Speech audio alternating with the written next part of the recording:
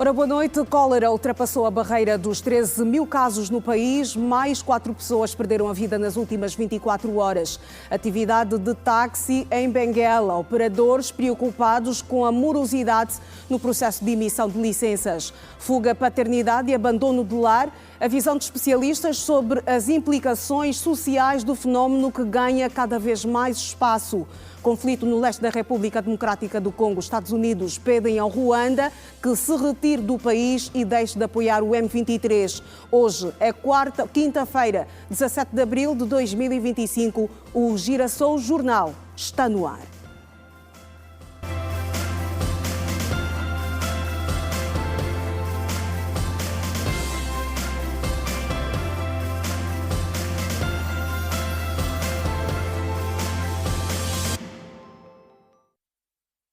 Uma vez mais, boa noite. A situação da cólera no país, mais 4 pessoas morreram nas últimas 24 horas.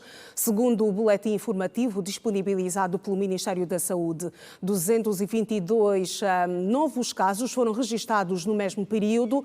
Os dados apontam ainda para um total cumulativo de 13.024 casos e 482 óbitos registados desde o início do surto em janeiro último. Ainda nas últimas 24 horas, 156 pessoas receberam alta hospitalar, outros 349 pacientes continuam internados.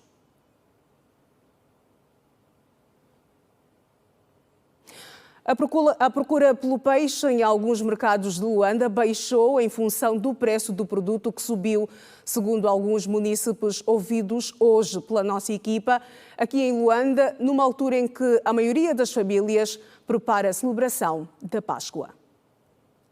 A Páscoa é das festas mais importantes para o cristão. Nesta época, durante um mês, alguns cristãos abdicam-se de comer carne. Peixeiras há mais de 15 anos, Teresa da Gama e Verônica Jaime, afirmam que no passado, a Semana Santa era a altura de maior rendimento do negócio, mas atualmente a procura diminuiu. Na outra hora o negócio estava bom, mas agora esses dias o negócio está péssimo.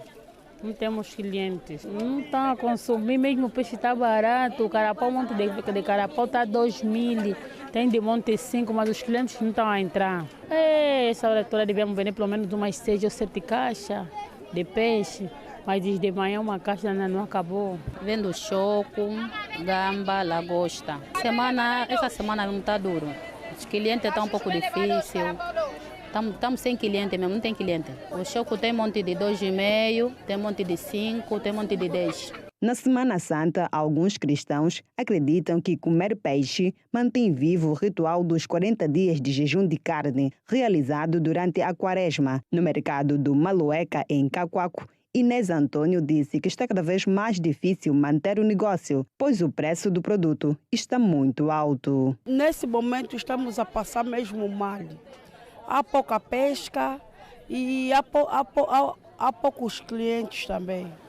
Nesse motivo estamos a passar mesmo mal. Porque quando a pesca diminui, também os clientes diminuem e o peixe fica mais caro. Antes a caixa de peixe nós comprávamos a 25 mil. Hoje, esse peixe médio, estamos a comprar a caixa a 60. Está sendo mesmo muito difícil para nós. Está a sair pouco peixe, porque esse monte que estamos a vender a 2, nós vendíamos a 1.000. Na Páscoa, o peixe simboliza a vida e a fé das pessoas em Jesus Cristo. Mas Neves Paulo acredita que consumir carne não atrapalha a sua relação com Deus. A Semana Santa não tem uma diferença com todas as semanas. Eu como normalmente carne todos os dias. Quando me apetecer comer carne, não como. Porque foi naquele tempo. Esse tempo é tempo moderno. Jesus veio para tirar essas tradições. A Semana Santa é uma tradição religiosa católica que celebra a paixão, a morte e a ressurreição de Jesus Cristo. A comunidade cristã prepara ao detalhe a celebração da Páscoa com reflexões centradas na paixão, morte e ressurreição de Jesus Cristo. A propósito, a nossa equipa conversou hoje com alguns populares sobre a importância da prática do perdão e do amor ao próximo para uma convivência social equilibrada.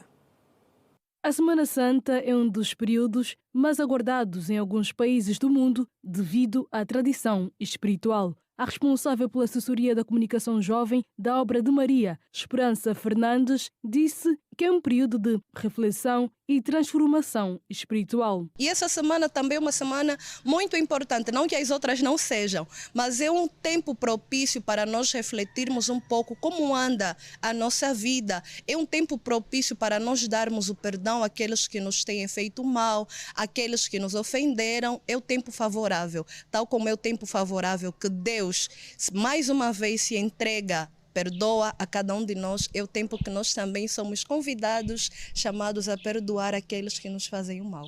Para Anastácia Kassoma, independentemente das ações, o requisito para esta semana é a reconciliação e o perdão. Esse tempo é de perdão, esse tempo é de reconciliação. Também nós recordamos como Jesus morreu na cruz para salvar a humanidade. Nós, esse tempo, tem que perdoar qualquer pessoa. Quando a pessoa se comporta mal, nós podemos lhe dar conselho. Esse tempo é de reconciliação, é tempo de perdão. Ana Henriques acredita que este momento é de união entre as famílias. Então esse é o momento de unir mais as famílias, do perdão, é perdoando onde as pessoas se amam. Quem ama cuida e quem ama não faz sofrer. É por aí, quem ama se doa. Arthur Tivela declarou que o perdão e o amor não devem simplesmente serem praticados nesta fase. Mas acontece que, conforme diz a Bíblia, né? Haverá um tempo que o amor irá desfriar, não sei o quê. Então acredito eu que o amor esfriou um pouco. Semana Santa é justamente essa preparação para a grande celebração. Como eu dizia, nessa semana nós celebramos a paixão, morte e crucificação de Cristo, para justamente no domingo nós celebrarmos a grande Páscoa, a ressurreição, a vitória de Cristo sobre todo o mal, sobre os nossos pecados, sobre as nossas enfermidades. Um Cristo vitorioso que vence para trazer para cada um de nós a redenção e a salvação dos nossos pecados. Olívio Cesário fala da importância da santificação nesta fase. É necessário que nos santifiquemos, os nossos corações, de modos que quando Jesus ressuscitar, né, no terceiro dia, também venhamos ressuscitar com Cristo. Então é um sinal de nós praticarmos o bem, evitarmos o mal, praticarmos o perdão, a solidariedade e o amor ao próximo. Taxistas em Benguela mostram-se preocupados com a morosidade no tratamento da licença de aluguel para o exercício de atividade. Nos últimos dias, a Polícia de Viação e Trânsito naquela região do país parqueou dezenas de viaturas, fruto de uma operação levada a cabo pelo Departamento de Trânsito em Benguela, direcionada aos serviços de táxi no município sede.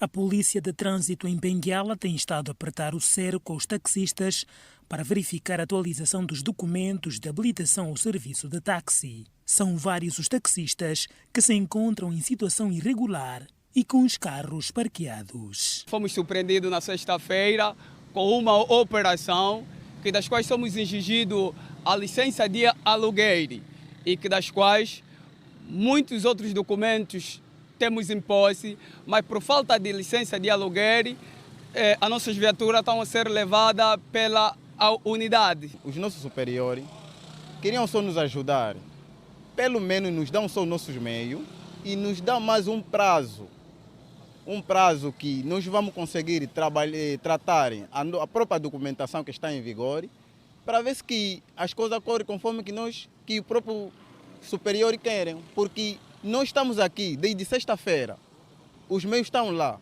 e muitos colegas que têm documento, o próprio seguro e a própria taxa, mas estão a dizer que não, tem que se tratar a licença. Nesta altura, a grande dificuldade que os taxistas encontram tem que ver com a morosidade no tratamento da licença.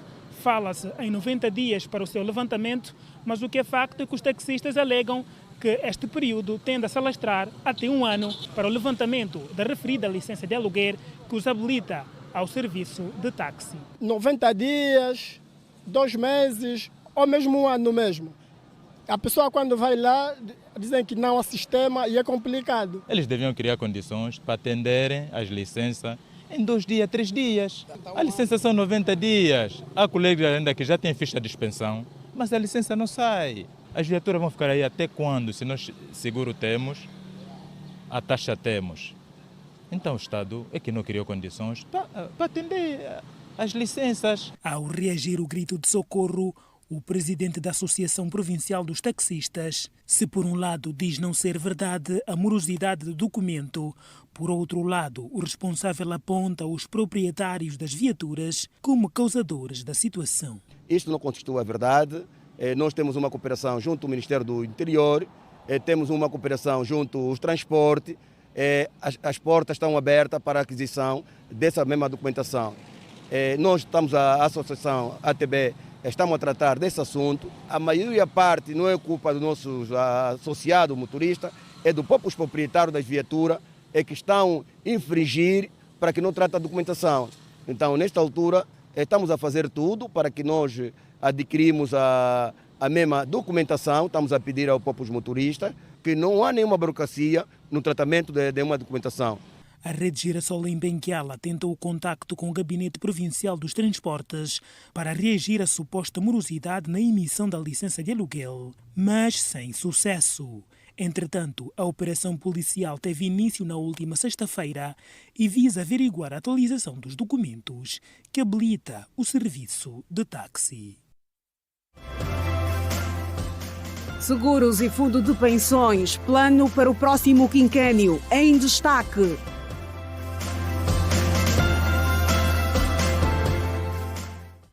O fenómeno da fuga à paternidade continua na lista das grandes preocupações atualmente. O problema é um dos que estão na base do cada vez mais crescente número de famílias desestruturadas e crianças em situação de abandono. Na reportagem a seguir, o Ailton Fernandes traz o resumo da história de mães na condição de solteiras que, para cuidar dos filhos, vêm-se forçadas a enfrentar uma vida de sacrifícios. As mães solteiras são verdadeiras heroínas do cotidiano. Elas enfrentam desafios imensos, equilibrando responsabilidades financeiras, emocionais e familiares. As dificuldades são muitas que nós, mães solteiras, enfrentamos para poder dar o sustento aos nossos filhos e netos também. Não é mesmo fácil pagar propina. Estamos aqui na rua a vender para poder sustentar a família. Sem alguém auxiliar é muito complicado mesmo. É muito sofrimento, muito sofrimento. Uma mulher tem que batalhar para conseguir sustentar os filhos, escola, as crianças vêm na faculdade. É complicado para poder conseguir formar as crianças. Uma pessoa em casa para sustentar as crianças, só Deus é quem sabe. É só mesmo pelos filhos, senão nada mais. É mesmo mais pelos filhos, a dificuldade para poder conseguir comprar um saco de arroz. 2 mãos ou 4 mãos em casa é mais diferente que uma aqui, 2 mãos, né, filho? Já é bom, é uma ajuda. Um luta para esse lado, outro luta para aquele lado. As propinas e a alimentação. É bom sempre 2 pessoas em casa. Segundo nos contaram muitas mulheres, a maior dificuldade reside mesmo no sustento dos filhos, face ao contexto econômico atual. Porque se eu tivesse um marido, já me ajudaria na renda de casa, nas propinas das crianças, alguma cesta básica, um saco de arroz, ou meio saco. Agora, sem marido é complicado. Há 8 ou 9 anos, você não consegue ter nenhum saco de arroz em casa, é muito complicado. Porque o auxílio do marido é muito importante dentro de uma casa. Neste momento, com o marido em casa, o homem vai auxiliar as crianças. A mulher não é que pode aguentar as crianças, que aguenta em casa é o homem. No meu caso, sendo mãe solteira, eu tenho tido muitas dificuldades em termos de pagar propina. Tem que trabalhar e velar pela alimentação das crianças, que não tem sido mesmo uma tarefa muito fácil. Atendendo também a nossa situação financeira, né? Não tem sido fácil. Em conversa com a psicóloga clínica Antônia Leonjanga Dembo, as mulheres podem atingir níveis altos de depressão e ansiedade por assumirem a sustentabilidade da casa e dos filhos sozinhas. Nós podemos dizer que ser mãe solteira é um desafio que exige também um esforço mental muito grande, porque nós vamos ter desafios a nível financeiros, desafios emocionais e psicológicos, desafios sociais e até desafios a nível do desenvolvimento dos próprios filhos que vão estar a cargo desta mãe solteira. Por outro lado, temos também a pressão emocional e psicológica. Estas mães têm que estar a fazer essa gestão, o esforço de ter que pensar o que é que pode ser a refeição no dia seguinte, como é que vai pagar a propina dos filhos. Tudo isso acarreta um esforço mental muito grande que pode trazer um stress. E esse stress depois, a longo prazo, pode também evoluir para transtornos como a depressão ou a ansiedade. Imagina uma mãe lutando sozinha, temos as zungueiras, que com poucos recursos que elas possuem, mas conseguem sustentabilizar seus filhos, levá-los às escolas e fazendo cobertura de tudo aquilo que os filhos precisam. São guerreiras e eu desejo meus parabéns para elas e muitas bênçãos, que à mesa dessas mamães não falte pão. A psicóloga ressalta ainda que essa condição pode afetar o desenvolvimento dos filhos porque o cansaço sobrepõe o tempo de qualidade com os mesmos. O abandono de lar é um conflito familiar que tem estado a preocupar a sociedade, e sobre este assunto vamos falar com a doutora Amélia Almeida, psicóloga. Doutora Amélia, boa noite, bem-vindo ao Girassol Jornal. Boa noite, é sempre um prazer estar aqui, claro, com esses temas que acabam por ser o ópio de todas as mulheres.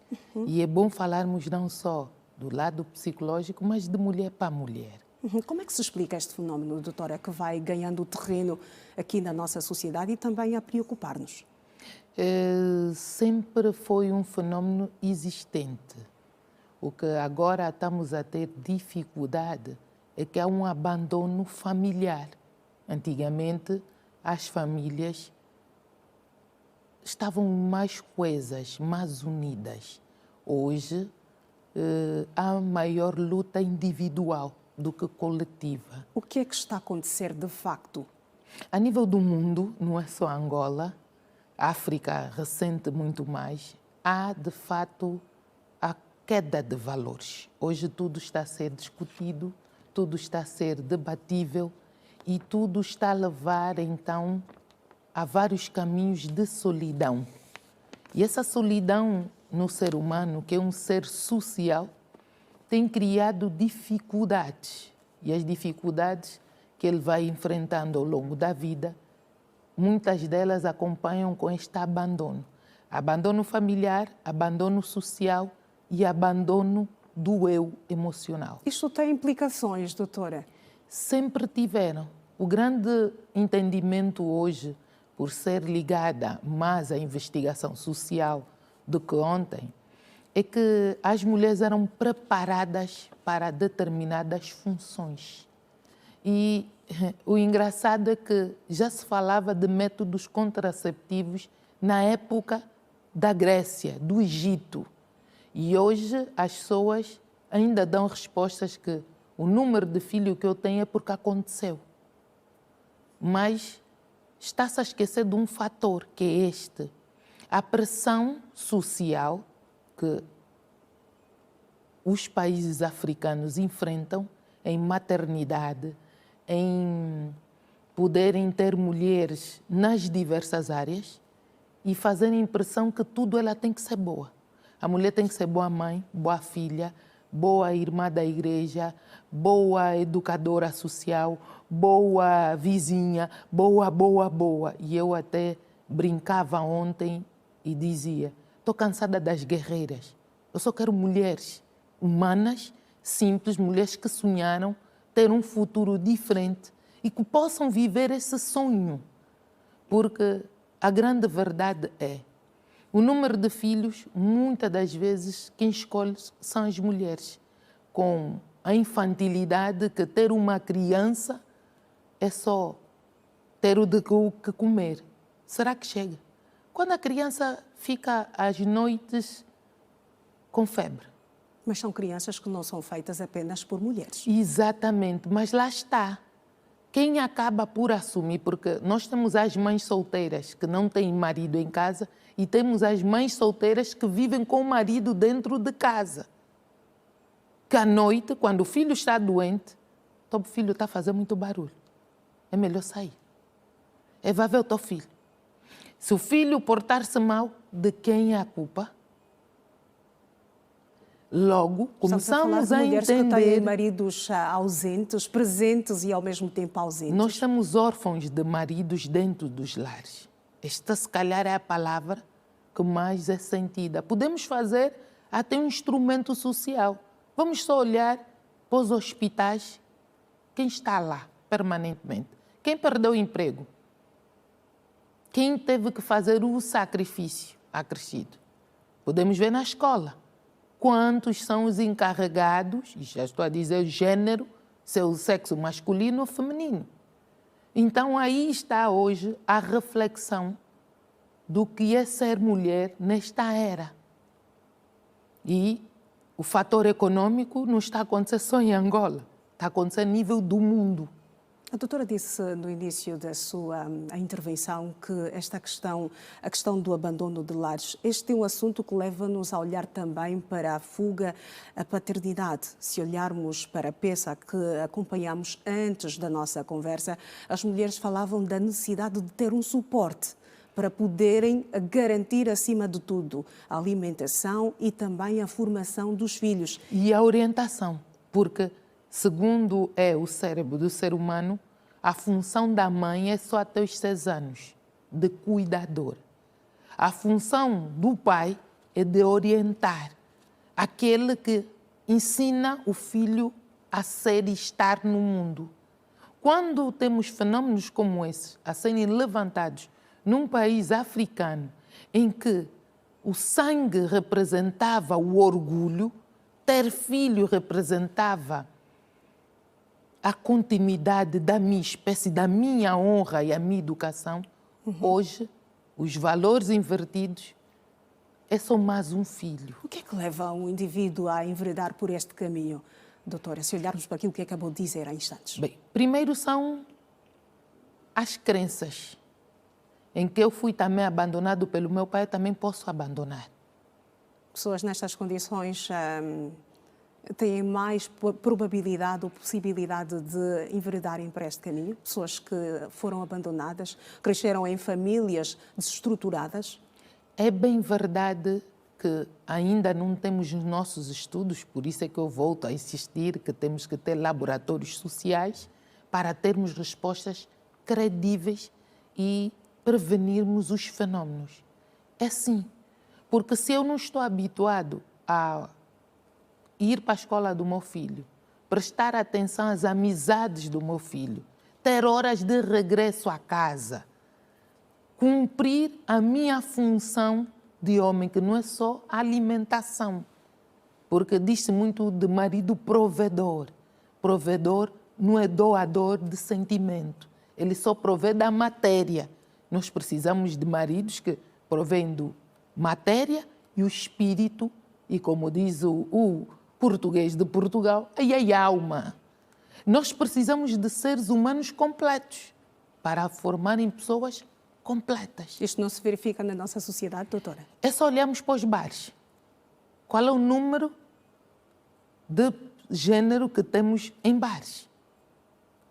Então aí começamos a questionar-nos o que é que nós estamos a construir. E estes homens foram educados por outros homens ausentes, porque o pai nunca está em casa. E eles vão transformando mulheres geradoras de problemas com saúde mental. Mas nós também já falamos de mulheres que estão a abandonar os seus lares, ou da questão da fuga à maternidade, que também já é uma realidade. Estamos aqui a falar do género masculino, mas temos mulheres na nossa sociedade que também já abandonam os seus lares, com casos... Sempre tivemos. Lá está. Isto também não é novidade. E os números têm estado a crescer também. A grande proporção é o que eu entendo por direitos iguais e o que eu entendo por emancipação e pelo feminismo. Porque jamais, se uma fêmea levantar no mundo animal não racional, que são programados, vai ver que a cria vai seguir o macho. A cria sempre segue a fêmea. Por situações da concepção, de ligações não visíveis que já começaram no ventre da mãe.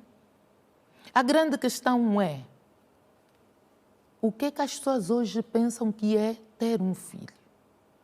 E com os desafios, e com o querer melhores condições de vida para o meu filho.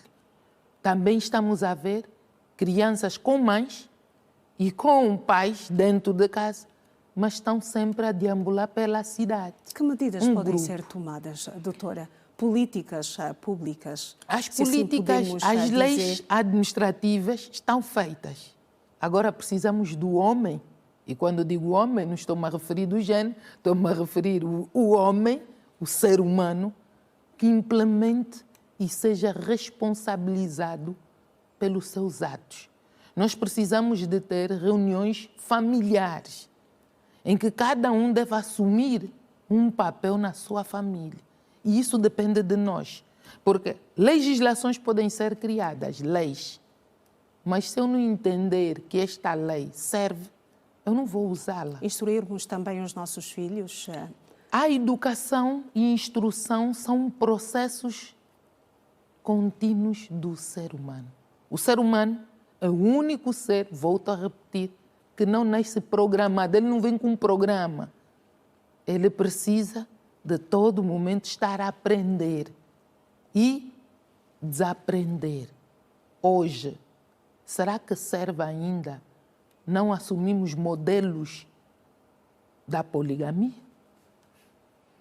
Será que é assim tão mal? Para quem? Porque quando digo a poligamia, digo também a poliandria. Porque temos mulheres poliandras. Temos. E hoje está a ser assumido. Mas quem responsabiliza quando um pai abandona? O tribunal está cheio. Não está a ser o único método. Medidas concretas? As medidas concretas é termos pessoas dentro das comunidades que possam ser suporte da manutenção da família. Nós precisamos de agentes sociais, precisamos das leis que implicam e obrigam o cidadão. Podíamos dar aqui exemplo da China. Você não vai abandonar um filho na China. As leis são severas. Então, nós precisamos de tolerância zero para a fuga à paternidade. E quando está a referir-se, também envolve sim a maternidade. Nós precisamos de seres humanos responsáveis. Falta e para aqui isso, uma mão pesada das autoridades. Falta. Eu tenho saudades da OMA. Tenho saudades da OMA, de mas um elas tempo. ainda estão aí. Sim, mas eu tenho saudades como um método implicativo e punitivo, porque o ser humano é dono de uma liberdade, mas é responsável pelos excessos de liberdade. Muito bem. Doutora Amélia Almeida, vou agradecer a sua presença nesta edição do Girassol Jornal. Boa noite e até a próxima. Muito obrigada e vamos ter a arte do perdão sempre. Vamos perdoar, mas não vamos esquecer que você é pai e você que decidiu envolver-se.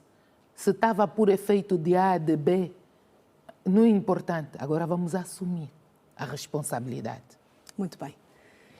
E nós seguimos com outras que fazem a atualidade doméstica. O Instituto Nacional de Estatística considera que a população empregada no país cresceu 2,2% entre os meses de outubro e dezembro de 2024. No seu mais recente relatório de inquérito ao emprego em Angola, o INE estima que a subida é de 266.996 empregos efetivos.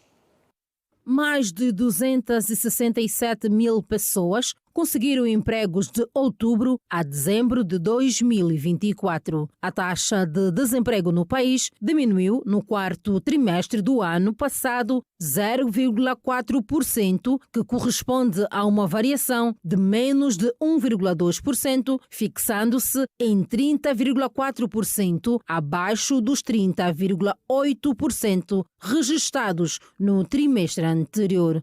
Os dados constam do relatório do inquérito ao emprego em Angola do Instituto Nacional de Estatística, publicado na última sexta-feira. Apesar desta ligeira diminuição, o documento revela que na condição do desemprego estão mais de 3 milhões de jovens entre os 15 e os 24 anos de idade. O relatório de inquérito ao emprego mostra também uma diminuição de 1,9 pontos percentuais na taxa de informalidade, que no período em referência que foi de 79,6%, mais baixa do que no terceiro trimestre de 2024, que era de 81,2%.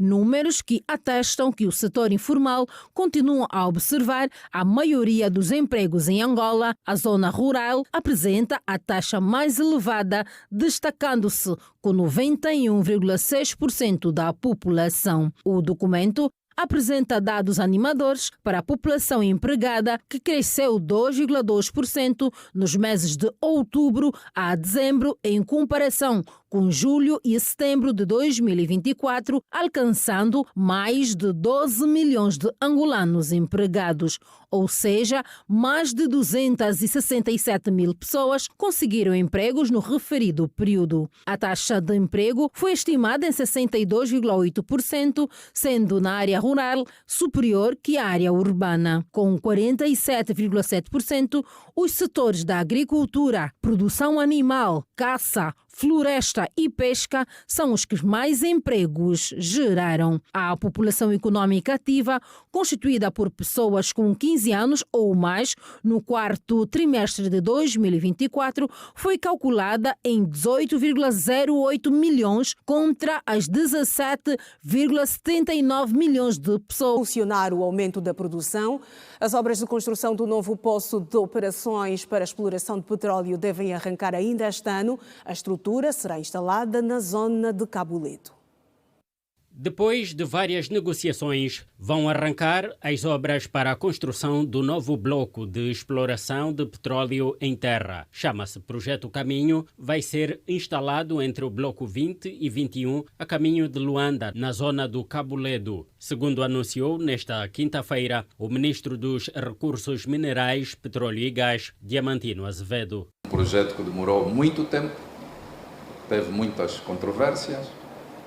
Foi necessário renegociar, até termos chegado ao acordo com o grupo empreiteiro e agora iniciar a sua construção. Um projeto com um custo de capital de cerca de 6 mil milhões de dólares. Portanto, a indústria de petróleo continua a dar o seu contributo à economia do nosso país. Queremos, então, como eu disse, maximizar cada barril de petróleo produzido no nosso país, maximizar no sentido da sua transformação.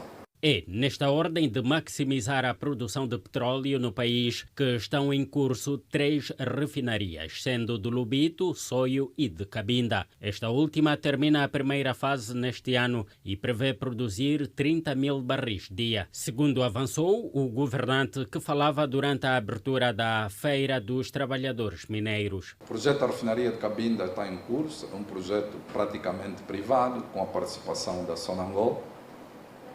Tem sido também um trajeto difícil. Nós demos primeiro um prazo, fizemos um concurso internacional, tivemos dificuldades com a empresa que ganhou o concurso, tivemos que retirar, por a empresa que ficou em segundo lugar. Entretanto, o ministro admitiu haver dificuldades de avanços nos projetos de construção da refinaria do Soio e do Lubito. Temos mais dificuldades no Soio, houve também um concurso internacional, ganhou uma empresa estrangeira, tem parceiro angolano, e certo é que este projeto não está a andar. Portanto, podemos dizer que estamos com bastante dificuldade no projeto da refinaria do Soio. Lubito, que é a maior refinaria, para 200 mil barris, maior refinaria para nós, para o nosso país. O projeto, quando Sua Excelência João Lourenço tomou posse, o projeto estava parado. Nós recebemos a orientação de reativar o projeto, mas encontramos algumas dificuldades. Custo de capital muito elevado, acima do que é normal. Tempo de construção também elevado.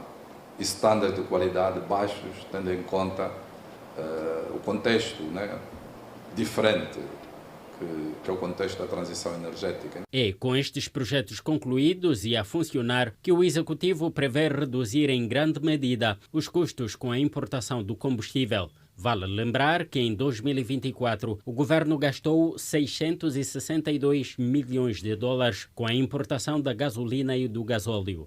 Ou seja, quase 80% do combustível distribuído no país foi importado. A Agência Angolana de Supervisão e Regulamentação de Seguros e Fundo de Pensões, ARSEG, realizou nesta quinta-feira em Luanda a apresentação do seu plano estratégico. Do documento constam as prioridades, eixos e estratégias para o próximo quinquênio. O Plano Estratégico 2025-2029 vai guiar os trabalhos feitos pela ARSEG ao longo dos próximos 5 anos. Novo plano, dividido em 4 linhas de orientação estratégica, vai destacar as prioridades de atuação da instituição. O Plano Estratégico da ARSEG, este sim, é constituído fundamentalmente por 4 linhas de orientação estratégicas, 10 objetivos estratégicos, 36 objetivos táticos e 36 objetivos operacionais, cujos quais são condensados em 12 programas, com 12 indicadores de mensuração, seguidos essencialmente de 3 linhas de monitorização em cascata, garantindo com isto o controle, o follow-up de tudo quanto se previu para alcançar fundamentalmente 12 metas pré-estabelecidas. A proposta de seguro agrícola foi também evidenciado e como o governo entra neste processo. A proposta de seguro agrícola, embora seja ainda um projeto de programa, busca fundamentalmente dar resposta aos anseios dos agricultores. Isto porque dados do Ministério da Agricultura e Florestas dão nota de que pouco mais de 90% de toda a agricultura produzida em Angola é de cariz familiar. Logo, urge a necessidade de se garantir que no mercado financeiro surjam instrumentos necessários o suficiente para reduzir os riscos a que os agricultores estão expostos. A Agência Angolana de Regulação e Supervisão de Seguros deixou claro que 80% dos veículos automóveis em Angola não possuem o seguro obrigatório e medidas estão a ser agizadas para reverter a situação. Hoje, quando olhamos para aquilo que é o parque automóvel existente em Angola, em 100% do mesmo, pouco mais de 20% é que possui seguro. Dito de outra forma, 80% de todos os veículos que circulam em Angola não possuem seguro. Portanto, pretendemos com isso alterar este sistema, tanto que a ARSEG aprovou uma estratégia de dinamização e fiscalização dos seguros obrigatórios, tendo como parceiros estratégicos o Ministério do Interior. César Marcelino ressaltou a importância das ações prioritárias para aumentar a penetração dos seguros em Angola. Atualmente, ela contribui com 1% do seu PIB. O objetivo, fundamentalmente, não de todo prende-se no aumento de seguradoras, mas sim na taxa de penetração. Isto porque hoje a atividade seguradora contribui para o processo de formação de riqueza em Angola para pouco menos de 1% do seu PIB. É assim que pretendemos, até 2029, aumentar a taxa de penetração do setor de seguros, saindo de 0,6%, que é a taxa hoje conhecida, para 6% até 2029. O novo plano, dividido em 4 linhas de orientação estratégica, vai destacar as prioridades da Agência Angolana de Regulação e Supervisão de Seguros. Angola vai acolher nos próximos dias o Seminário Regional da África Subsaariana da Instituição Internacional dos Supervisores de Seguros. Mais de 70 delegados da região vão participar no encontro, que tem o foco virado para a construção de resiliência e um setor de seguro sustentável, inclusivo. Em comemoração dos 50 anos de independência, a Instituição Internacional dos Supervisores de Seguros escolheu Angola como anfitrião deste encontro. João Vitorino, técnico do Gabinete de Apoio da ARSEG, falou dos objetivos deste seminário, que vai juntar players do mercado de seguros da África subsaariana. Qual é o objetivo que a IAS tem a organizar este seminário regional? Número 1, é para melhorar a supervisão, ou seja, mercados melhor supervisionados atendem melhor aos consumidores, aos tomadores de seguros. Então é importante que os reguladores tenham a minha atenção à importância da supervisão para que as seguradoras do mercado estejam de facto a oferecer os produtos de seguros com a segurança que os tomadores de seguros então merecem e requerem. E número 2, implementação da observância do núcleo de seguros. A IAS define alguns princípios basilares, princípios básicos da atividade seguradora, e todos os supervisores olham para esses princípios e querem, de facto, implementá-los nos seus mercados de seguros. Durante o seminário serão abordados temas que são comuns a todas as geografias da África subsaariana em matéria de seguros. Um dos pontos será achar soluções que se enquadrem à realidade africana.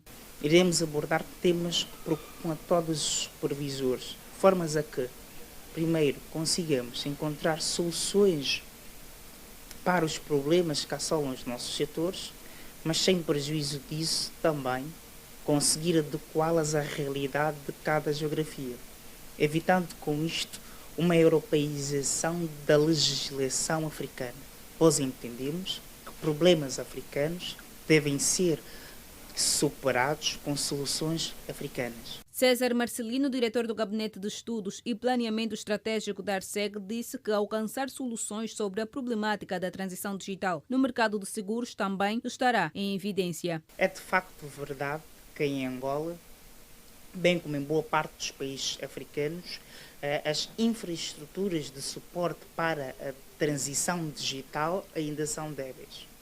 Razão pela qual, neste seminário, pretendemos discutir não só a problemática, como também alcançar soluções. No entanto, é igualmente possível saber hoje, fundamentalmente, de que podemos encontrar já algumas soluções de transição digital no mercado de seguros. Isto porque já é possível, por exemplo, para alguns seguros, como é em específico o seguro obrigatório de responsabilidade civil automóvel, como tratá-lo através de um telemóvel. Com isto, sendo apenas necessário a fotografia da documentação da viatura, bem como a fotografia do titular daquela viatura. Quando digo fotografia, em específico, o bilhete de identidade. Angola vai acolher entre os dias 28 de abril e 2 de maio o Seminário Regional da África Subsaariana da Instituição Internacional dos Supervisores de Seguros. É tempo para o primeiro intervalo da noite. Regresse conosco.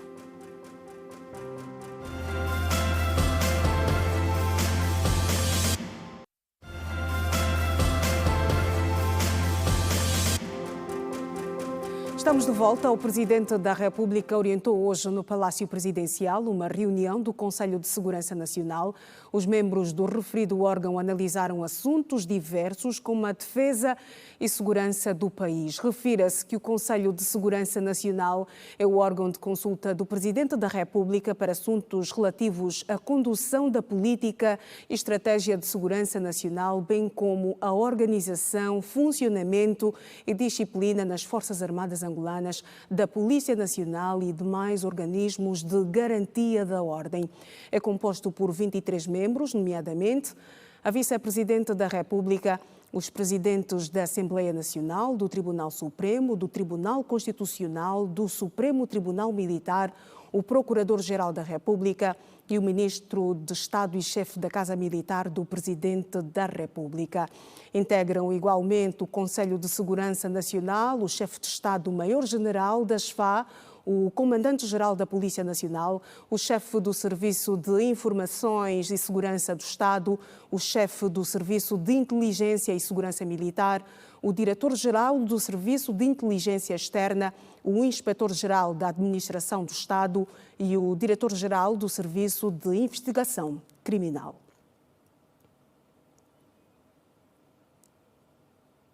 O Presidente da República, João Lourenço, viajou ao meio da tarde desta quinta-feira à província do Namibe, onde vai cumprir uma visita privada durante alguns dias. O chefe de Estado viajou acompanhado da Primeira-Dama da República, Ana Dias Lourenço. Antes de partir, João Lourenço recebeu cumprimentos de despedida da Vice-Presidente da República, Esperança da Costa, e de outros membros do Executivo.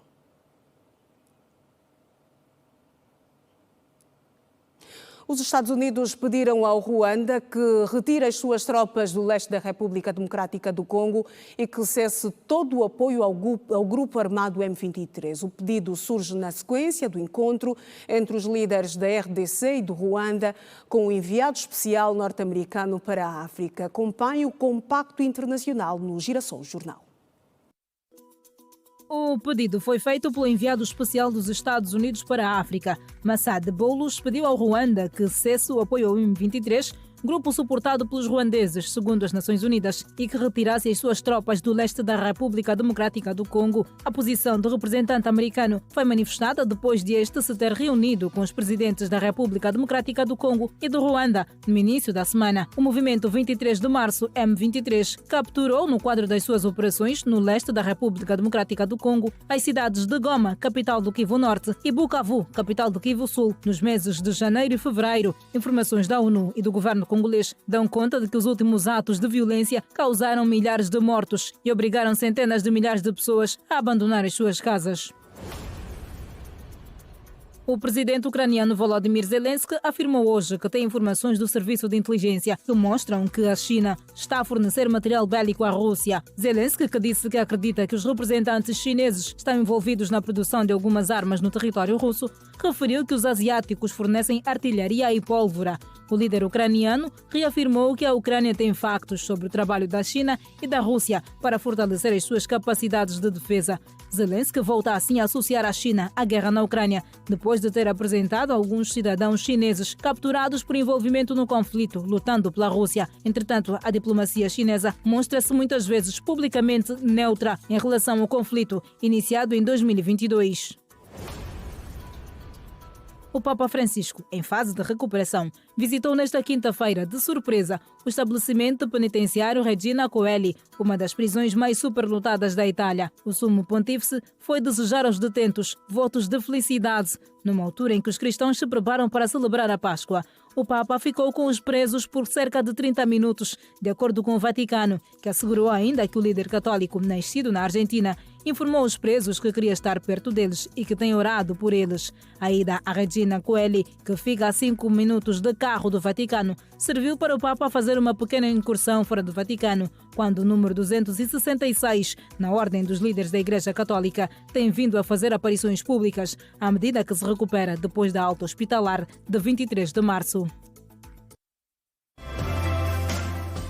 Rádio Nacional de Angola, Património Cultural Nacional em destaque.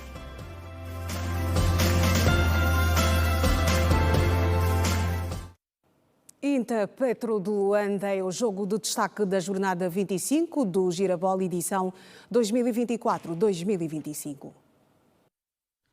Depois da festa da Taça de Angola com os oitavos de final, as emoções do futebol estão de volta com o Campeonato Nacional Girabola, a alegria do povo. O campeão em título e líder com 55 pontos, Petro de Luanda, visita o Interclube, oitavo classificado com 35, neste sábado, naquele que é considerado o jogo de destaque da 25ª jornada. A partida de campeões vai colocar no frente a frente o Inter, que soma 2 títulos, e o Petro com 18 títulos conquistados. Será a partida 54 entre as duas formações, com os tricolores em vantagem. O Petro venceu 33 vezes contra 13 dos polícias. Houve também o 1º de agosto, o terceiro classificado com 44 pontos, terá a visita do aflito Isaac de Benguela, 13º com 19 pontos. A partida está marcada para domingo, no 22 de junho. O quarto classificado, Sagrada Esperança, com 39 pontos, recebe no Dundo o Desportivo da Huila, 7º classificado com 36. Os militares da Frente Leste Bravos do Maqui defrontam o Desportivo da Lunda Sul. No derby da região leste, o jogo acontece neste sábado. No Lubito, a Académica Local, 10ª classificada com 27 pontos, terá a visita do São Salvador do Congo, 6º com 36. Na cidade cafeícola do Is, o Santa Rita de Cássia, último classificado com 14 pontos, recebe o Cabos Corpo do Palanca, 11º com 27. No jogo entre aflitos, o Luanda City, 14º com 19, recebe o Carmona, 15º com 15. No domingo, o avançado do Bilhete de Benguela, Caporal, é o goleador morto da edição 2024-2025 do Girabola, a alegria do povo, com 21 tentos apontados. O ministro da Juventude e Desportos, Rui Falcão, que participou da 18ª edição do Café Cipra, garantiu que o país teria mais quadras desportivas se as políticas do Executivo dos últimos anos fossem definidas para este ângulo. O ministro da Juventude e Desportos, Rui Falcão, foi um dos convidados da 18ª edição do Café Cipra. O diálogo sem mediação desta quarta-feira teve como tema Juventude, Orgulho Nacional e Produtividade. Questionado no certame sobre a falta de infraestruturas desportivas um pouco por todo o país, o ministro Rui Falcão sublinhou que a situação está ligada à definição de prioridades e alguns dos espaços que existiam foram transformados em estabelecimentos comerciais, sobretudo em Luanda. Tocou na questão das infraestruturas desportivas e elas estão aliadas a isto. Estão aliadas a isto. Eu não critico ninguém que exerceu o nível de responsabilidade que tem hoje, abraço para a construção da casa. Isso não significa que não tenha havido imensos erros. Houve mais erros que acertos. Tenho consciência disso. Mas o que é certo é que nós priorizamos a sala de aulas em detrimento da quadra desportiva. E posso-vos dizer um número. No primeiro PIN, nós construímos mais de 6.000 salas de aulas. O que significou mais de 800 escolas no país, no primeiro PIN só. Dessas 800 escolas primárias com 7 salas de aulas, quantas tinham quadra desportiva? Nenhuma. 0. Mas dentro do quadro dos erros, é só ir a um bairro como a Vila Alice. Quem conhece a Vila Alice pode avaliar hoje o que fizeram as quadras que existiam nos largos daquele bairro. E aí já não se justifica, porque não foram feitas habitações. Priorizou-se de maneira simplista o negócio. O Rui Falcão garantiu igualmente que hoje a realidade é diferente em função dos trabalhos realizados pelo Ministério de Tutela, com particular destaque no desporto comunitário e escolar. Hoje estou satisfeito, porque nós estamos a fazer um trabalho bastante profundo e por isso mesmo o Executivo aprovou o Plano Nacional de Desenvolvimento do Desporto. Hoje já começamos a falar de desporto comunitário organizado e muita gente não tem nem noção do que se faz de desporto neste país. É só ir comigo ao Kazenga e vão ver o que é que nós temos de desporto comunitário no Kazenga. E quem fala do Kazenga fala de toda a periferia do Luanda e das províncias.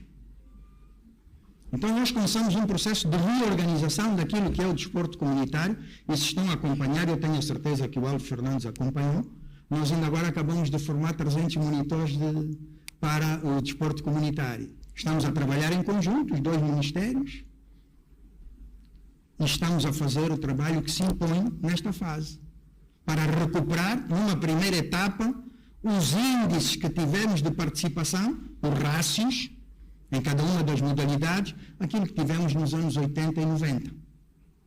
Mas eu costumo dizer que agora estamos numa fase de conduzir sem retrovisor. É bom não olhar para trás, temos é que olhar para frente, encontrar soluções e fazer. E esse é o nosso espírito. O evento, que já vai na sua 18ª edição, é promovido pelo Centro de Imprensa da Presidência da República. E acontece esta noite aqui em Luanda a gala de divulgação dos vencedores de mais uma edição do Prémio Catoca de Jornalismo, em várias categorias. O momento é testemunhado pelo Horácio Bapolo, que vai trazer-nos mais informações em direto sobre este evento. Horácio, boa noite. Já há vencedores? Por isso, eu termino por aqui, desejando aos vencedores Viva, muito boa noite. Iracelma Arnaldo, está composta a sala. Serão conhecidos esta noite os vencedores da terceira edição do Prémio Catoca de Jornalismo 2025. Esta gala que marca a terceira edição do Prémio Catoca de Jornalismo começou há bocadinho mesmo. A sala está composta. Esta terceira edição vai premiar esta noite 7 categorias, nomeadamente entrevista, melhor locutor, reportagem, imagem, jornalista do leste, o grande prémio e línguas nacionais, vai também dar o grande prémio de línguas nacionais, assim que está certo, são 7 categorias que vamos conhecer esta noite deste grande prémio. A sala está composta, estão aqui várias entidades, nomeadamente o Ministro dos Recursos Minerais, Petróleo e Gás, Diamantino Azevedo, que vai se levantar agora mesmo, vai ao púlpito. Está também o Ministro da Cultura, Filipe Zau, o Diretor Nacional dos Recursos Minerais, Petróleo e Gás, e estão nesta sala também jornalistas, antiga e nova geração, compõem esta sala para então prestigiar aqueles que vão subir a este palco nesta noite no Prémio Nacional de Jornalismo. Só para avançar aqui os prémios, o grande prémio, a categoria Grande Prémio vai levar esta noite 5 milhões de kwanzas para casa.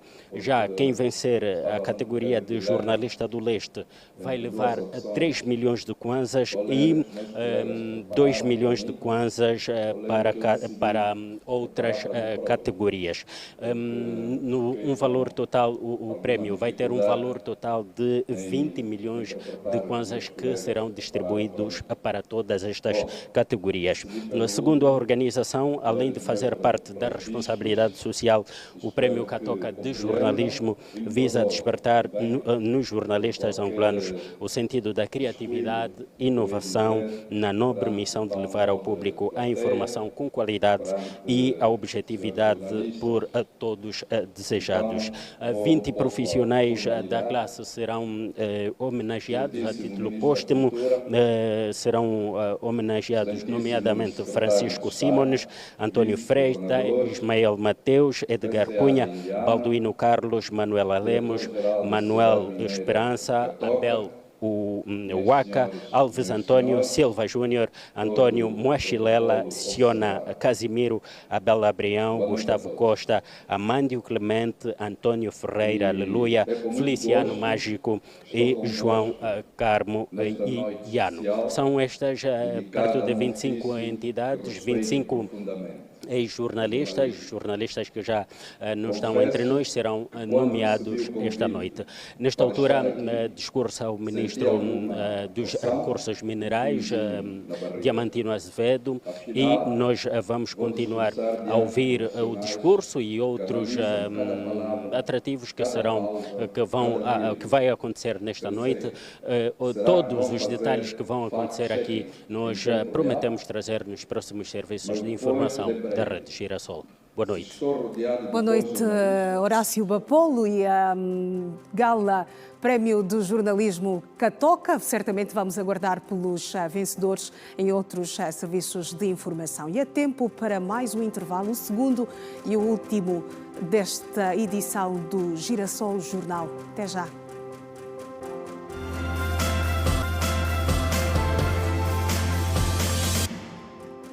De volta às notícias, o edifício sede da Rádio Nacional de Angola foi nesta quinta-feira elevado a Património Cultural Nacional em ato presidido pelo Ministro da Cultura, Filipe Zau, em véspera do Dia Internacional dos Monumentos e Sítios. O Ministro sublinhou na ocasião que o processo de desenvolvimento patrimonial e cultural linguístico da República de Angola teve um contributo relevante da RNA na salvaguarda das línguas oficiais e maternas africanas. Momento que ficará eternizado na história do país e da Rádio Nacional de Angola, a classificação do seu edifício a Património Cultural Nacional. No ato presidido pelo ministro da Cultura, Filipe Izao, a cerimónia ficou marcada com uma visita às instalações e à exposição documental registados que, de acordo com o titular do setor, representam um contributo importante.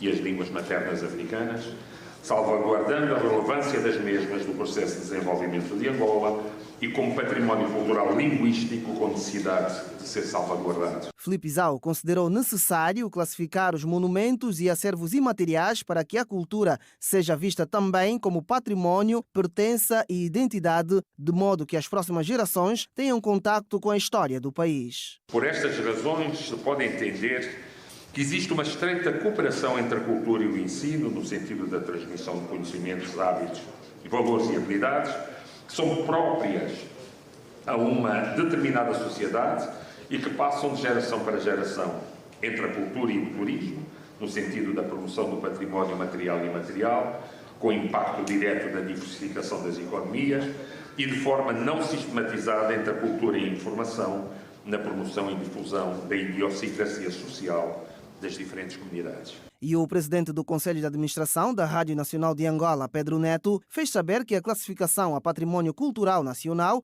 homenageia todos os artistas de vária índole que, ao longo dos últimos 50 anos, elevaram a cultura de Angola. Já era merecido este reconhecimento, portanto, a classificação do edifício da Rádio Nacional de Angola como património cultural deste país. Não nos esqueçamos que, inclusivamente, aqui dentro, nós temos uma sala por onde passaram imensos artistas das várias modalidades culturais, portanto, desde música, dança, teatro, literatura, passaram aqui por esta sala ao longo destes 50 anos. A cerimónia contou com a presença de distintas individualidades do aparelho de Estado, presidentes dos conselhos de administração e administradores de empresas de comunicação social, bem como do embaixador da China em Angola, Gong Tao. Os partidos MPLA e Chama Mapinduzi, CMC da Tanzânia, reafirmaram hoje a intenção de intensificar a cooperação existente desde os primórdios da luta de libertação em África. O facto dominou o encontro entre o secretário-geral do MPLA, Paulo Pombolo, e Rabia Abdallah Hamid, secretária para Assuntos Políticos e Relações Internacionais do CCM. Num outro momento, o secretário para a Cooperação do MPLA recebeu em audiência a ministra da Argélia para os Assuntos Africanos. Além de partidos históricos, o MPLA e o CCM, Chama Mapinduzi, têm responsabilidades acrescidas pelo facto de serem as agremiações que governam os seus países desde a independência das duas nações. Num primeiro momento, Paulo Pombolo, secretário-geral do MPLA, e Rabia Abdallah Hamid, secretária para os Assuntos Políticos e Relações Internacionais do CCM, tiveram um encontro privado, tendo depois orientado uma reunião em que participaram membros das duas delegações. À saída do encontro, a secretária para os Assuntos Políticos e Relações Internacionais do CCM da Tanzânia, Rabia Abdallah Hamid, sinalizou que a parceria entre os dois partidos goza de boa saúde e deve ser fortalecida cada vez mais. Eu vim aqui, na verdade, para reforçar as nossas relações entre o CCM e o MPLA e rejuvenescer este laço que foi aqui estabelecido na última visita da nossa presidente. Como partidos irmãos, já percebemos que tem muita interação entre nós a fazer, já percebemos que por causa desse movimento de libertação entre nós precisamos nos unir cada vez mais e reforçar essa relação. Continuamos sim a identificar áreas de cooperação, mas só para reforçar que na última visita da Presidente, a Presidente reafirmou a abertura ou reabertura da Embaixada da Tanzânia e ao mesmo tempo retirou a questão dos vistos para todos os angolanos de forma a termos mais interação, mais contacto entre os dois povos e ao mesmo tempo também com algumas áreas de isenção econômica para alguns empresários. Em 2024, o Chama Mapinduzi venceu as eleições na Tanzânia, sendo que os resultados oficiais deram maioria ao partido no poder com mais de 98% dos lugares nas eleições locais realizadas no passado dia 27 de novembro. Ainda nesta quinta-feira, o secretário do Birro Político do MPLA para Relações Internacionais, Manuel Augusto, recebeu a secretária de Estado argelina para os assuntos africanos, Selma Bakata Mansouri. A diplomata aproveitou a ocasião para felicitar o chefe de Estado angolano, João Lourenço, pela sua eleição ao cargo de presidente da União Africana. Tive também uma ocasião de felicitar uma outra vez a presidência da Sua Excelência, a Presidente da República, para a Organização da União Africana. Tive a ocasião para experimentar a meu interlocutor a disponibilidade da Argélia para apoiar a presidência da Angola da União Africana, especialmente depois das eleições da Argélia como membro do Conselho de Paz e de Segurança da União Africana. A secretária de Estado argelina para os assuntos africanos, Selma Bakata Mansouri, trabalha desde quarta-feira em Luanda, onde manteve um encontro com a secretária de Estado para as Relações Exteriores de Angola, Esmeralda Mendonça, no quadro das consultas políticas, tendo em vista o reforço da cooperação entre Angola e a Argélia. 900 licenciados em diferentes especialidades receberam hoje os seus respectivos diplomas pela Universidade José Eduardo dos Santos no âmbito de 2023 a 2024. A instituição já graduou 11.050 estudantes, sendo 11.129 em licenciatura e 221 em mestrado.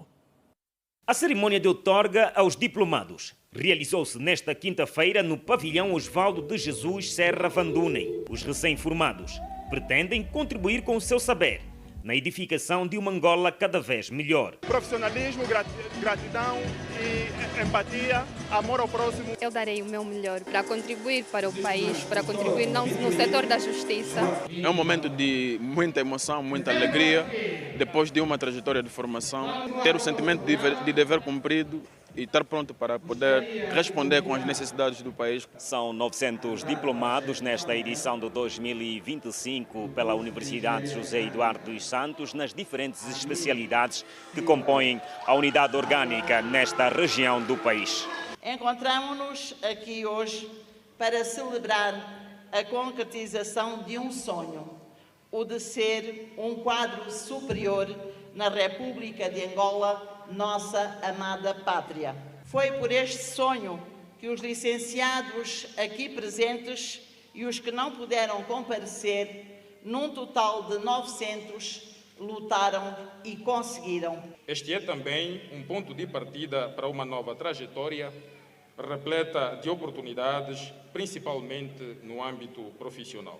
Por isso, é imperativo que continuem a aprimorar os conhecimentos adquiridos, porque agora o mercado vos vai desafiar a aplicarem tudo o que vos foi ensinado e aprenderam, e vai desafiar-vos também a aprenderem tudo o que não vos foi ensinado ainda. A jovem Eva Domingos, diplomada em Contabilidade e Auditoria Financeira pela Faculdade de Economia, contou com o apoio da mãe para a conclusão da sua formação e pretende dar seguimento aos estudos. Foi muito difícil, mas com fé e dedicação foi possível, graças a Deus. A expectativa é continuar a me formar, quero ser inscrita na Ordem dos Contabilistas e continuar a trabalhar para mais e mais conhecimento. A formação dela não foi fácil, porque logo no meio da formação nós sofremos acidente, eu, o pai e a irmã, ali ficaram o pai e a irmã, mas eu não desisti, continuei investindo nela e ela correspondeu à expectativa. De 2013 a 2024, a Universidade José Eduardo dos Santos graduou mais de 11.000 estudantes, dentre licenciaturas e mestrados. Os especialistas das distintas unidades orgânicas no âmbito são convidados a elevar a qualidade no servir à pátria. A província do Ambo, de que nos orgulhamos, vai cimentando assim a sua posição no contexto nacional, contribuindo com quadros qualificados, espalhados por todo o país e que vão se distinguindo com o seu saber fazer, com o saber estar e com o firme compromisso no trabalho que vão demonstrando no seu dia a dia. Estão contadas as notícias na edição de hoje do Girassol Jornal. Nós voltamos a estar juntos amanhã no mesmo horário e aqui no mesmo canal. Boa noite.